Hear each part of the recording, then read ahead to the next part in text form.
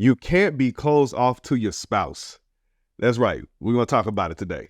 They're talking about the power of vulnerability, the risk of vulnerability, and just everything that it brings and encompasses in relationships, marriages. You know, vulnerability is a thing that's going to challenge us all, for the rest of our life.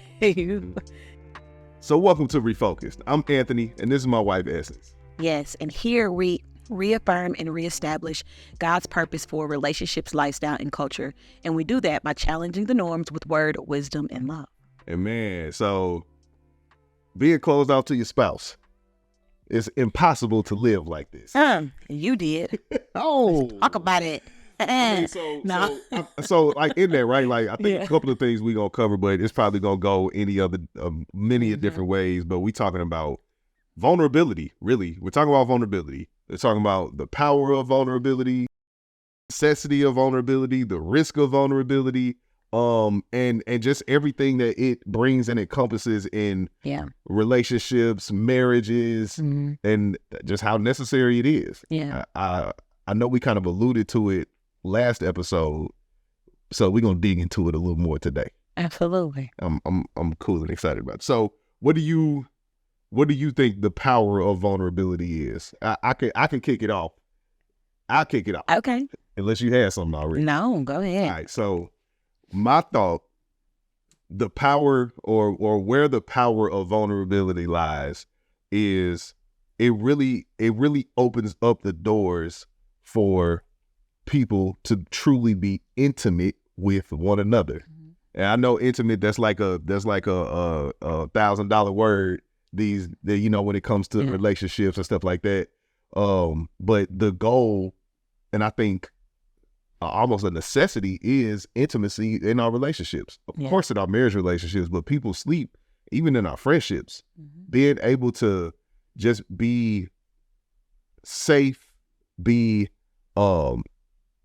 enjoyable, like having an enjoyable time, having a desirable time with someone that's not you, and being vulnerable. That it unlocks a power of having that intimacy with whoever it is that we talk about. Yeah, I agree. You're close to what I was gonna say. Mine was just a connection, and I think all of us, to some extent, desire some sort of connection with other people. And we have learned this habit of closing ourselves off towards that connection, because that connection does require us to be a bit vulnerable, which is uncomfortable to people. And so, like you said, oftentimes we look at intimacy as being something that you share just within your marriage. Now, yes, there's different intimacies. I'm going to be more intimate with my husband in many different ways than anybody else. However, that connection, that closeness and that connection, that intimacy happens in friendships as well. And when you have that connection with people, I feel like we wouldn't be so disconnected in the world if we were more vulnerable with each other. So, we've been doing a lot of reading and researching about that, but over the course of the year, and challenging ourselves to be more vulnerable, not just with each other, but with everyone else. I mean, this show is a way that we are able to do that. Absolutely. To some extent. Yeah. I mean, and you mentioned it before. This is new for me. It's new for me. Yeah. I'll probably say in the last year. Yeah. Definitely in our marriage.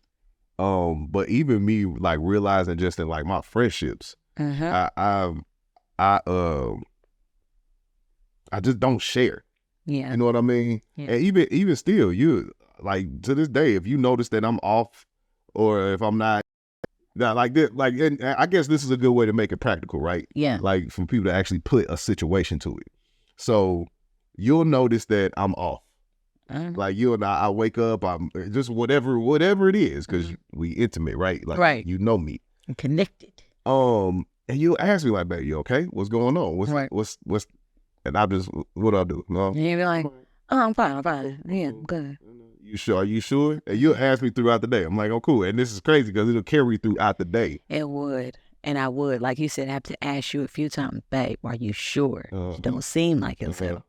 And then I'll finally say what's bothering me. Yeah. What's just opening up, right? Yeah. And the sad thing about that is like that is a way of me being closed off to you, which is crazy. Like just from a marriage perspective, why would I be closed off to the one who I'm not supposed to be closed off with? The one who's literally like my chosen family. You know what I'm saying? Yeah. So if I had the gall enough, if we had the gall enough to choose each other to be our family, right? Not blood, now it's literally a choice. Yeah. Then why would I hold off, close off, or not be open to sharing with you what's going on with me? Yeah. How else is it? How else are we supposed to continue to grow in our marriage if we not comfortable? Whether it's comfortable in ourselves or comfortable in the relationship or comfortable in ourselves for whatever reason. Right. It could be any reason. But if not that, then what's the point? Absolutely. Yeah. You know, I think what happens oftentimes is people they may look at someone's inability to share, their disconnectedness, their inability to be vulnerable, and they look at the other person like, well, it's your fault they can't be vulnerable with you. Like, what have you done to not allow them to be vulnerable? You know, and I've seen that in many different instances. And I'm like, well, no, like let's not just look at one person who's asking or craving that vulnerability from their partner or their friend. But what is it that's been in their life? What is it, you know, internally that has, you know, created this sense of fear around vulnerability? Yeah. You know, because a lot of our experiences can do that. Yeah. And it also could be the other thing, too. The other person has created a space that's not necessarily safe for them to be vulnerable. But that's the thing with vulnerability. It's a beauty and a beast. And so you have to still take that risk to be vulnerable with people, whether it turns out good or it turns out bad. For example, us deciding to be married to each other. Actually, at the very beginning, before us even being married with each other, deciding to be with each other and pursue love with each other in and of itself is vulnerability because it leaves you open for stuff to not work. You know what I mean? So people be like, nah, I ain't going there because, you know, well, I'm not going to be with them because I just can't stand to get hurt again. You know, whatever it is, that is vulnerability, you know? And so we have to be willing to take that risk, to be vulnerable with people, in order to feel and be connected to them and experience everything that the relationship can be. Yeah.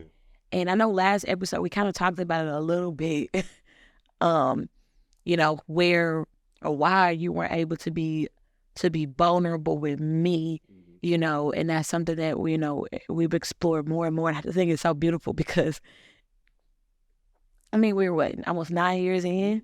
This is a journey that we're going to keep continuing to be on.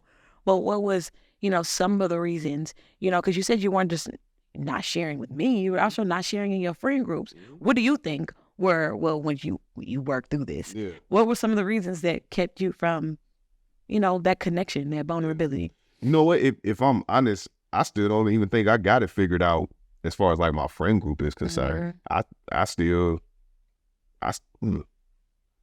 don't know what that could be, honestly. But I think from our standpoint, it's a mix of two. Hey, thank you so much for taking the time to watch our podcast. If you haven't yet, be sure to subscribe to us on YouTube. Absolutely, but not just YouTube. You can catch us on Facebook and Instagram as well at refocused.ae. There you can see all the updates, some reels, and you can also see us individually and what happens in our personal lives. Absolutely. So, with that said, let's get back to it. It's a mix of two. The larger part, the foundation is how I have perceived and witnessed conflict. Like so mine stems from trying to avert conflict, right? Trying to avert conflict, and in that averting, this is going deep. It's so complex. This is going deep. It's so complex. So trying to avert conflict, and like on the flip side, that turning into almost like people pleasing a little bit, right? So that's the foundation of me seeing that. having seen bad examples, witnessing experiencing bad examples growing up of what happens when people get in conflict, what happens when I get, am on the bad end of conflict, like all of these different things. And to avoid conflict, turning it into a people pleasing thing, it's like, all right, now how that I guess showed itself in our marriage. Now, not only do I want to make you, not only do I not want to make you angry, I'm also willing to just kind of like coast or abide or do whatever to make sure that you good. So that prevents me from really saying how I feel or what I want or what I desire or what, like it holds that up. Yeah. And it just stops at that. Hey, it's cool. You know what I'm saying? Yeah. I give a little bit here and there, but it ain't too much that because I want you to be cool and I don't want to make you angry. Right. And you know what I'm saying? So it's like that foundational thing. Oh my gosh. Like that's and I know I'm not the only one out there, right? No, it can't be. That can have that issue or that foundational issue with opening up, being vulnerable, letting your feelings actually come out so that the person can actually know who you are. Absolutely. It's funny because when you say all those things and you say, this is why I wouldn't open up and, I'll just say, oh, it's okay. But that also leaves you unfulfilled. It leaves you, and it can create bitterness and resentments with your partner, even though your partner is asking you for it. You become, in a way, bitter towards them. And it's unfair to them, but it's also unfair to you because you're not been able to experience, that connection with your partner. And I just think it's so sad how many people live like that. And this is why here we are being vulnerable. This is why I said before, if the world were more vulnerable towards each other or with each other, I believe that we live in more harmony because we have more in common than not. But you sharing how you feel about, vulnerability in me as well is speaking to somebody. In the midst of us being vulnerable, we are helping someone else. Yep. And I would hope that they'd be like, man, I feel that too. And automatically there's a connection. There's a connection just in the midst of us figuring things out. And it's funny because I was just talking to a friend of mine about vulnerability. And I'm like, isn't it crazy how we can be in certain friend groups and not even share things with them that we've learned about ourselves? And I'm like, I long for those days where you sit around charcuterie boards with your girls. Charcuterie. And everybody has like a glass of wine and just talking. Let me tell you, these intellectual conversations, not about politics, right? Everybody wants to have all these conversations about everything outside of them. But let me tell you about what I learned about myself, girl. Yeah. And I'm like, really? I this is what I discovered about myself. Imagine rooms of conversation like that. The enlightenment, the lightness, how light you feel after releasing these things and how you feel about yourself. I just think vulnerability is a beautiful thing. Yeah. But even in ministry, because I just recently preached and I was talking about this. When you are in ministry, I believe that you are tasked with the responsibility of being vulnerable. Absolutely. You have to be, not just going around telling God, why you believe in God or how, why he is who he is to you, but what has he done for you? Mm-hmm. Who is he to you? That is how you connect people to, what I'm saying? That's the connection.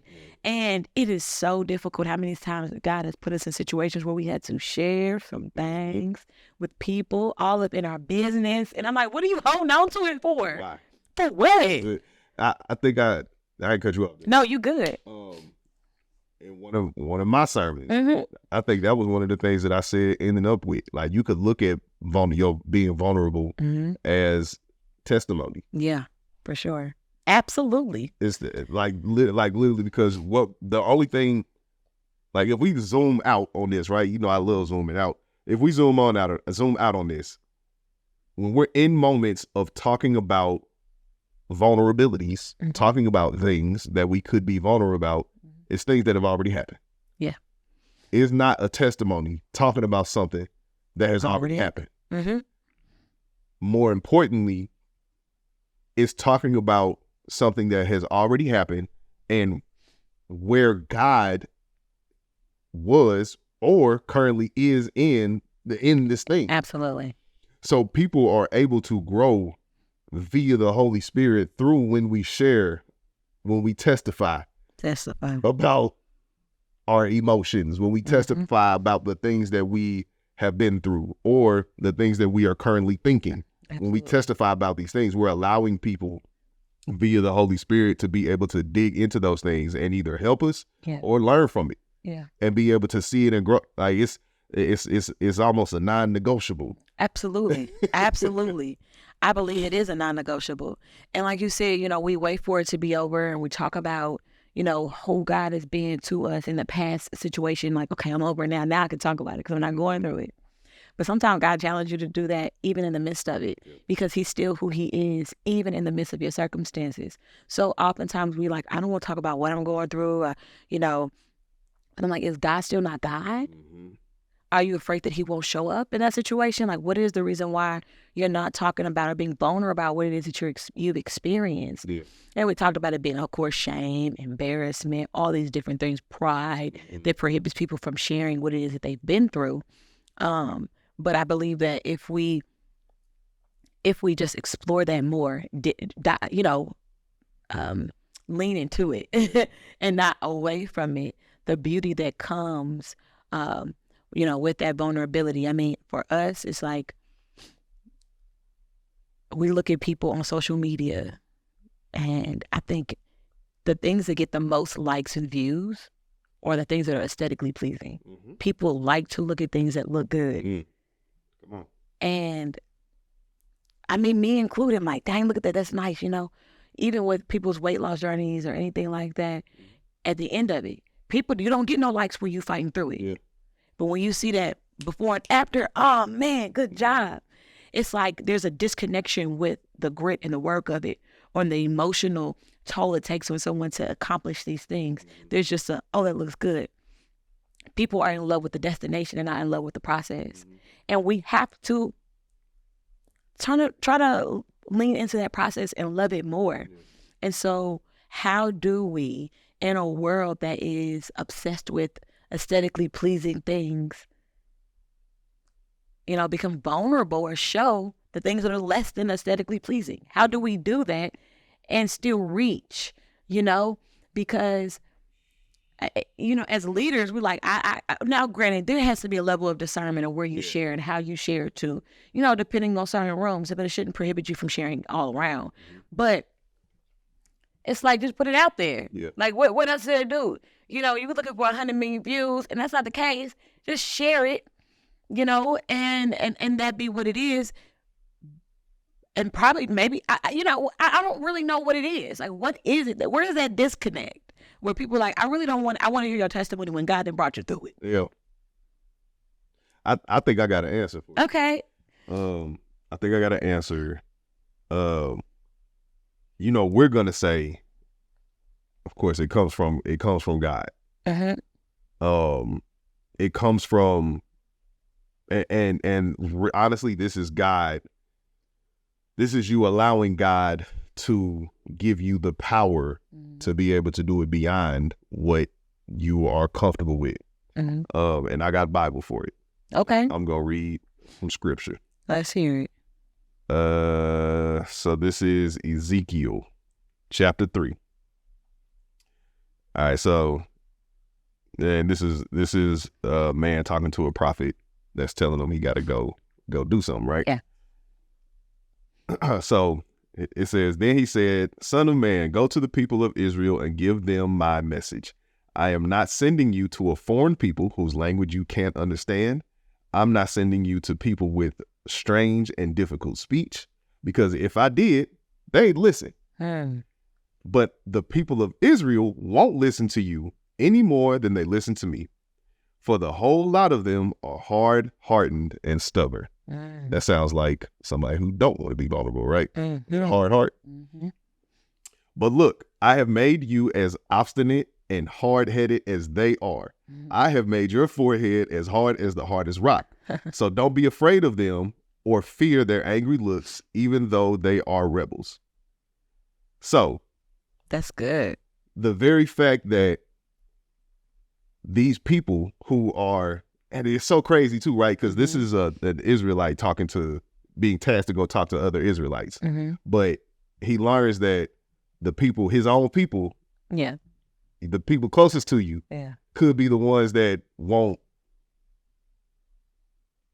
be ready for what it is that you have to give them. Oftentimes, because their hearts themselves, they're not even able to be vulnerable.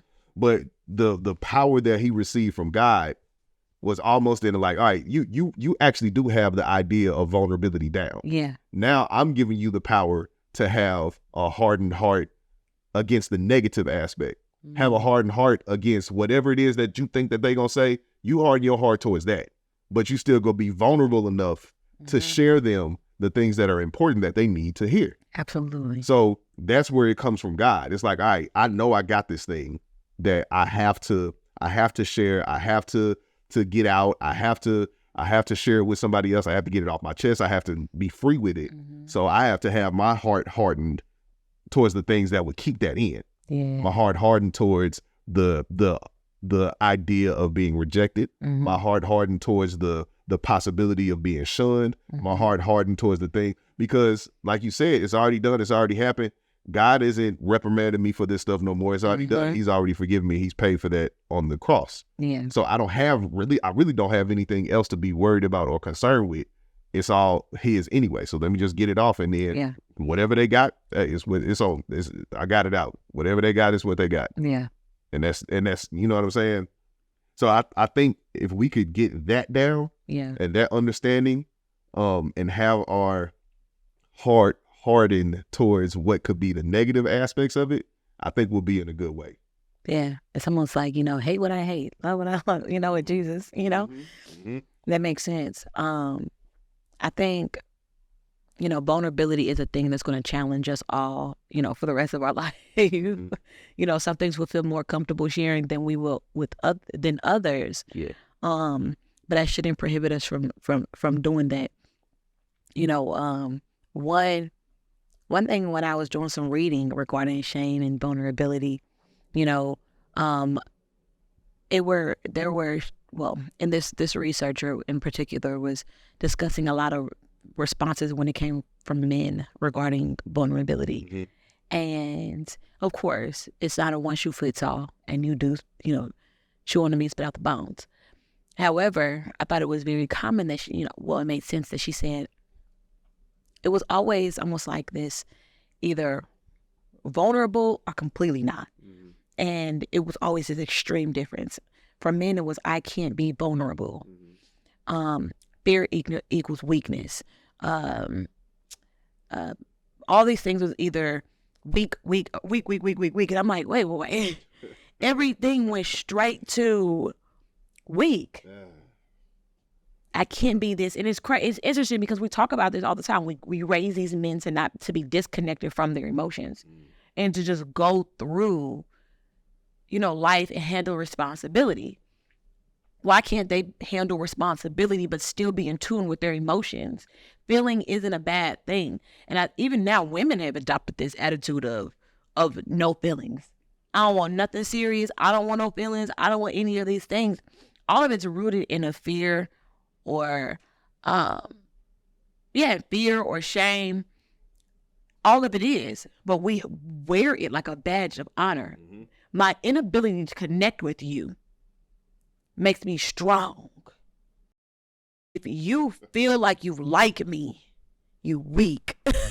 Which is weird to me, because a person who is vulnerable is one who is challenging themselves to share even in the midst of all of those things, or to experience, because we think vulnerability is just telling people your business. No, it is opening yourself up to people in general.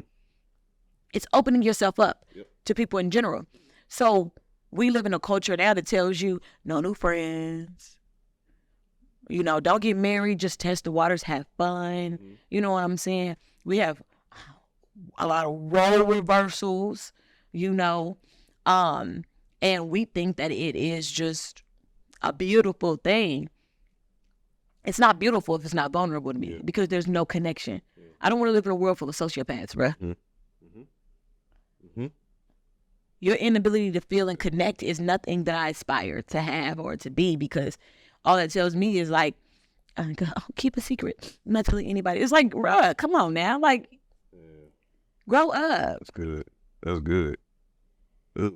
But that's what I see a lot of women, even women leading towards. I'm like, so now it's just even more disconnected from men. We're not just talking about like, you know, society, culture as a whole. We're talking about men and women. There's a disconnect between just them in general now, because it's all hurt. And those folks think that they're being strong in that, but I would think that that's actually being weak. It is. Right? Yeah. Is that what you was just saying? Yeah. Yeah. It's actually being weak, because you're holding on to the things that would actually require you to have some resistance against something. Absolutely. Some resilience against something. Absolutely. Because that's backwards. For example, you know how quick I am to talk to people about, like, okay, Anthony and I were in therapy, and I'm like, oh, I'm in counseling. We're in my individual sessions. Whew, it'd be draining because you got to feel. But I'm like, you know how quick I am if I'm in ministry, I'm just talking to somebody and they're expressing something to me, and I'm like, you know what? In my counseling session today, this week, you know, we were actually talking about the exact same thing. So something I had been struggling, and this is just a regular conversation, I had struggled with my self-esteem for years, and it's still something that I'm actively getting over. But one thing my counselor said to me this week, one, I've opened up to you that I've shared to you that I've struggled with low self-esteem. Yes. Two, I've also opened up to you and let you know that I'm in counseling. Three, I'm also sharing with you what I learned about myself and the situation in counseling. That was three ways that I opened myself up and were vulnerable to you for the sake of ministry and helping you in your situation. Yeah. That is why it is important to be vulnerable with people. We think and we learn all these things. Yeah, that is a level of self-care, and you want to grow. But everything that you have ain't just for you. Share it with people. We should be actively looking for opportunities to be vulnerable with people. Because now what happens, you get all this information is, you know, lighting information about yourself just to be the smartest one in the room, the most self-aware. Yeah. While you have relationships with people who are just remaining in the dark, and maybe just be sitting in a room looking for somebody else to be vulnerable. You know how many times we require vulnerability from other people, but we don't require it of ourselves in that relationship. Mm-hmm. Boy, that's selfish. That is selfish, because we long for connection, but we don't long to be the one who make that connection. And that's where I was. Still am? No, we don't talk about friendships. Yeah, in friendship. Yeah. Because we talk about our connection being, imagine this, like somebody, your friend, you find out something about your friend from somebody else. Well, why ain't tell me? Because you want that connection. You want that connection with them. You want to sit in a room with somebody and know that they are vulnerable with you and connected with you. Yeah. But you don't want to challenge yourself to do the same. Nah, that's not fair. It's not there, but that's how so many relationships are. We will immediately take offense to finding out something from somebody else about that person when we thought, like, well, I thought we were cool. But you know how many people who are best friends and don't even know the people that they have that relationship with, because they haven't even opened themselves up to it. It's unfair. I want to. If I'm telling you, I'm in a room and I'm like, I done told y'all all this. I'm looking, so anybody else gonna share. and it's got to be fair, because this whole, if you believe in God, it's got to be fair. Yeah. This whole kingdom thing is built on fairness. Yeah. It's very, he is king on justness. On he's king. Yeah, he's king on justice. He wants things to be just and justified. And like, yeah. So why wouldn't we want to or need to be fair in what we are with our vulnerability? Yeah. Absolutely. So then with all of that, I think that's good into like what the risk of vulnerability is, you think? Yeah. You know what I mean? Yeah. Because I get it for everything that you said and the things that hold us back from being fair. I get the risk, because you could potentially be judged. Absolutely. You could potentially get your head bit off. You know what I'm saying? Absolutely. You know what I'm saying? You could like the there is a risk. Absolutely. There absolutely is a risk, because that person also has the right to be vulnerable with their feelings too. They also got the right, you know what I'm saying? But if things start off that way, then if you got intimacy there, then hey, it's okay. You know what I'm saying? Hey, we just gonna talk. You know what I mean? We gonna talk. But I think the risk of it is the thing that holds people back the most from even getting to always in the first place. Always. But in that risk, I think we have to give people more validation, more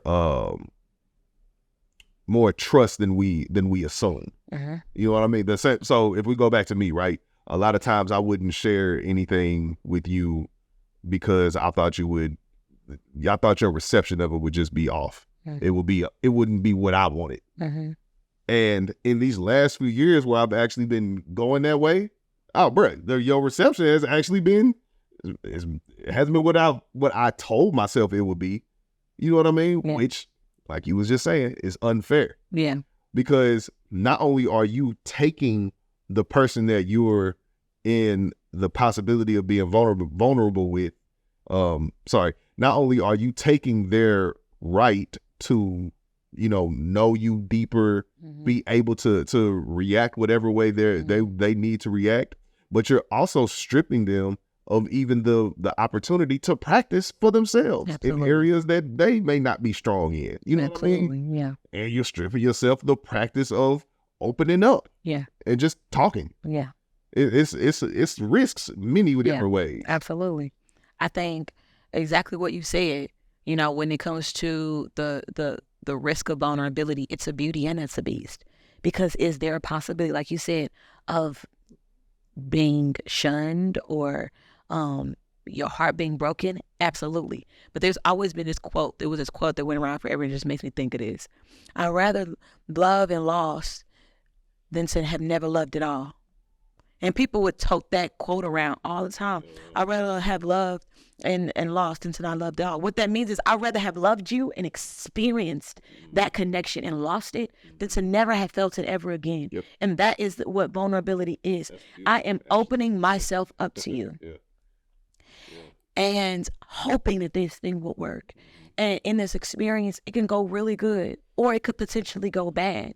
But we shouldn't live our lives in a state of not wanting to experience for the sake of being hurt. You are, my dear, not living. To live in and of itself is to live with the potential of something not working out. And if it doesn't work out, it doesn't mean that it's necessarily a bad thing. You learned from it. Yeah, what? I just got an analogy, but finish your thought. No, that's it. I'm good. So the analogy for this is you're making yourself an emotional bubble boy. Bubble boy, huh? Yeah. Wasn't that a movie? It was a movie. Okay. But you remember, we can use a movie. Well, give me it. Bubble boy was his parents always thought that he was going to be sick and all that. So they put him in a bubble and he could not experience life. And he didn't truly experience life until he got outside that bubble and was actually living and got outside. Not only was he in a bubble, I think he was stuck in his home too. That's an old movie, ain't it? Okay, yeah, I think so. Okay, yeah.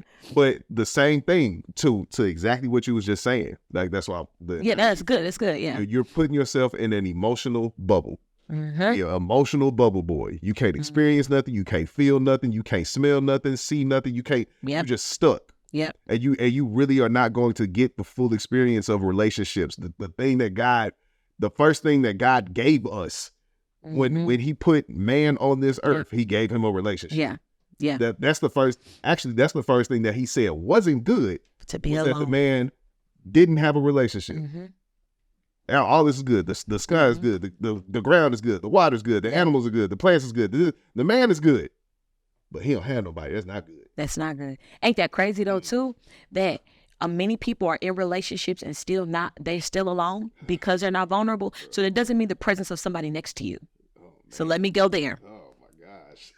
That doesn't mean because you're in a room, you could be in a room and still be unfed, unhappy because you haven't been vulnerable with that person. So it doesn't mean the presence of people. Mm-hmm. I just wanted to throw that out there because people are like, well, I got somebody. No, that's not necessarily what we're saying here. Yeah, you're not digging into it. No. You're not, because if you're not treating them like they're there, then they're not there. And in fact, like, you know what I'm saying? Right. How many people have said that they broke up with somebody because they was just blah. Mm-hmm. They wouldn't do nothing. They just sat there. It's an inactivity to it. Yeah. And that's not. Yeah. You can't go deeper than that. Otherwise, you're just gonna be. If we talking romantically, you're just gonna be boyfriend, girlfriend, from relationship to relationship to relationship to relationship. Yeah. Because it ain't. There's something in there that's just too surface level to allow anything to grow deeper. You know, I think what we need to do is go back to almost like a child, like being a child when it comes to things. Not in everything, but remember, or I think of it this way. We have a little boy and you rough him up or you show him these things, but you want that courage instilled in him to try things. Like you could see a little boy who will stand on top of a dresser, y'all. Now, this is nothing that I suggest a child should do. but y'all witnessed it at least. But they like, they're not afraid to get up there. And they're not afraid to jump either. We looking at them like, oh, Lord, please don't jump because you're going to hurt yourself. We can look at that the same way as vulnerability. You know, you're like, nah, I'm going to do it. Not jump off the dresser. We're not allowing him to jump off the dresser. But in certain instances, we're like, ah. Anyway, if you think of it that way, you know, we like, hey, let's see. You'll sit back and you'll watch him and he'll jump. And we're like, hey, so that was really good. Good job. Now, if he had failed, he'll probably assess the situation a little bit better and go back and try again. Yep. Same thing needs to be for us. You know, jump out there, express and experience. Of course, it's the right way. Express and experience. If you fall, okay. Yeah. Get up and try it again. You might find another way to do things, but at the end of the day, you know, we talk a lot of little boys. Now they need to get roughed up a little bit. Let them get roughed up. It's good for them. Why it ain't good for you? Mm-hmm. Why is it not good for you? You talking really, really good. We want all these kids to experience, to be roughed up, to be toughed up, to be able to experience, and but we lose sight of that as adults, and we become the parents that we just want to shield ourselves from everything. No, but you learn. Like Noah do something, you be like, but you won't do that again, now will you? Yeah. Yep. Never a dire situation where we let him tremendously hurt himself, but it's through this experience that we learn and develop, and so we can't abandon the ability to be vulnerable, put ourselves out there to learn, and then go back in the arena and do it again with the tools that you learned from the last time you bumped your head. Yeah. But you keep doing it. Yeah. And so I think vulnerability, we could talk about this all day long because there's different ways that you can be vulnerable with people. Have we always been it? No. No, we have not always been vulnerable. It's still a work too. It's still work because as you constantly experience life as well, there's going to be different instances where you're going to be challenged to be vulnerable with people, and we have to open ourselves up to that, so that we can continue to do the work of the Lord in its entirety. Because at the end of the day, the reason we're here is not to hoard everything for ourselves, to just be so entrapped with our emotions that the Lord can use us the way he needs us to. Yep. And so I'll put all my business out there so that I can spread his. Mm-hmm. That's good. Period. That's good. I got nothing. Either. Like, as always, we appreciate you guys for tuning in and listening to what it is that we have to say. This is just a little bit of us being vulnerable to you and hoping that it blesses you. If it does, please share it, like, follow, subscribe, share with someone else so they can become blessed by what it is that, we've shared with you all today. But in the meantime, in between time, stay focused and wipe off your lenses sometimes. You got to refocus. Yes, absolutely.